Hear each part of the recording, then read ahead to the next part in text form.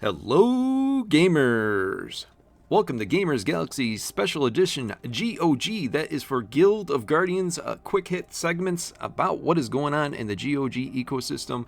I am here today with my good friend Woody. How are you doing? Good, WT. Thanks for having me again. Man, we've got a controversial topic to talk about today.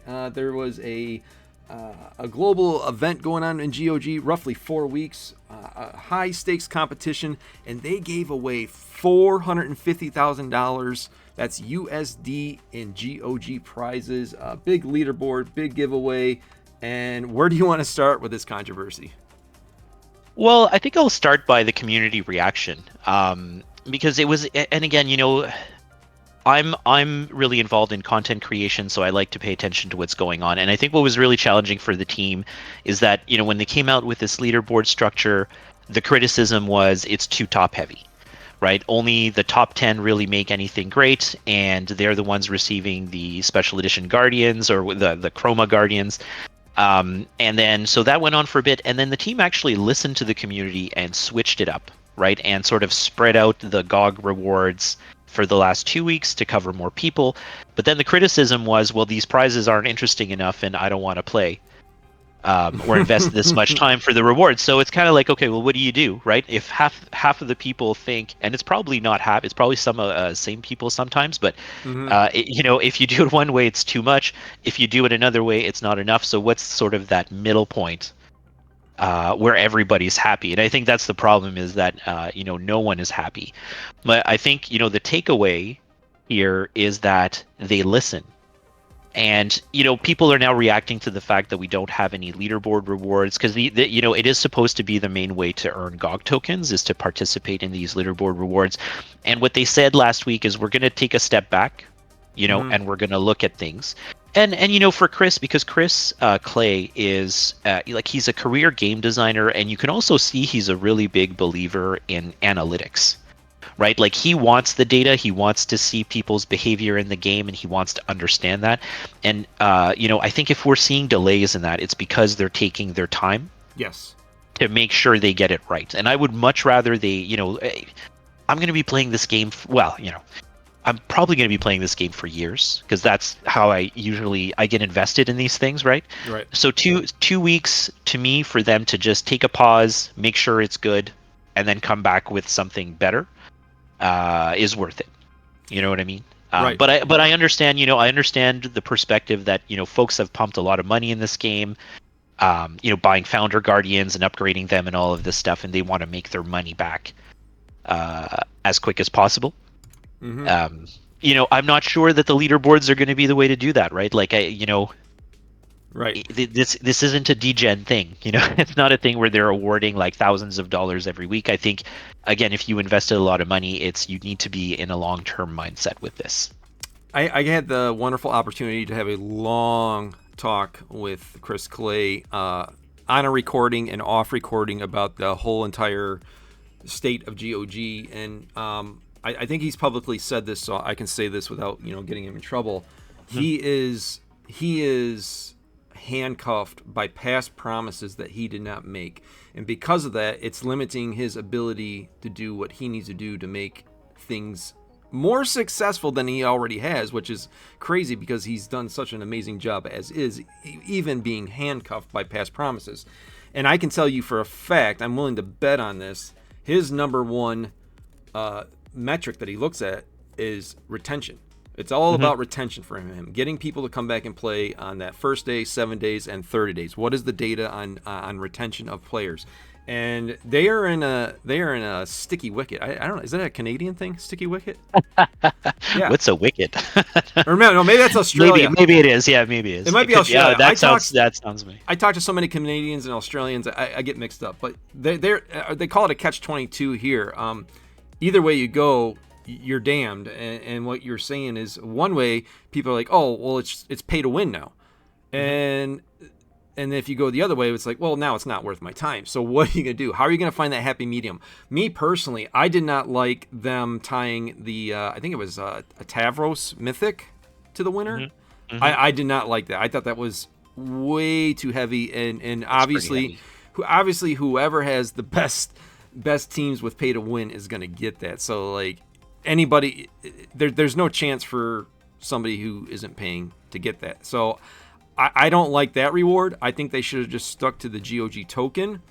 And I think that they have to, for the longevity of the economy, they have to make it to where it's not for the degens. And the degens aren't going to like that answer, but like for the longevity of the game, you have to have some rewards where it's just good enough to like, yeah, okay, I'll play on the side, but not enough to where I have no chance because the degens with all their big money are going to come in and take all the top rewards. I'm looking at the top reward right now.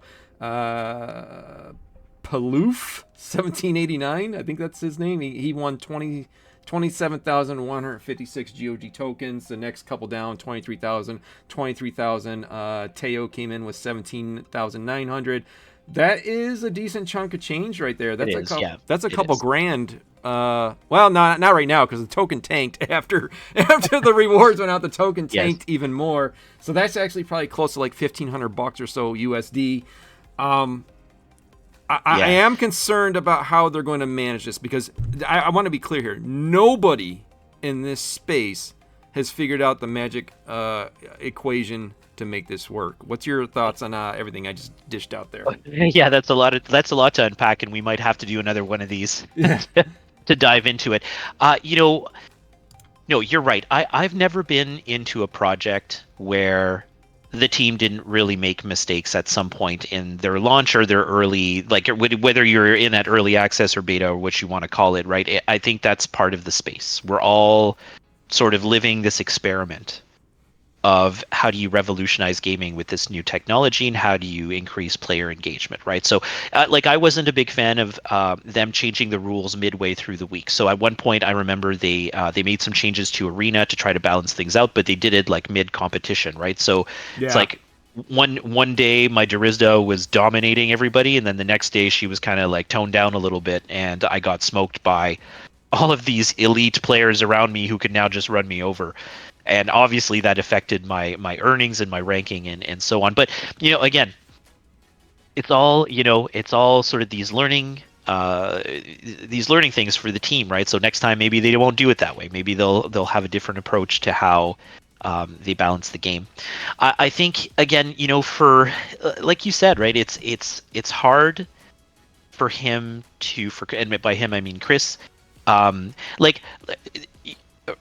he's not in it to refund people their initial purchase prices, and depending on where you buy the assets, like if I've been on other projects where people just made bad decisions and purchased their assets at the top of the bull market last time, right?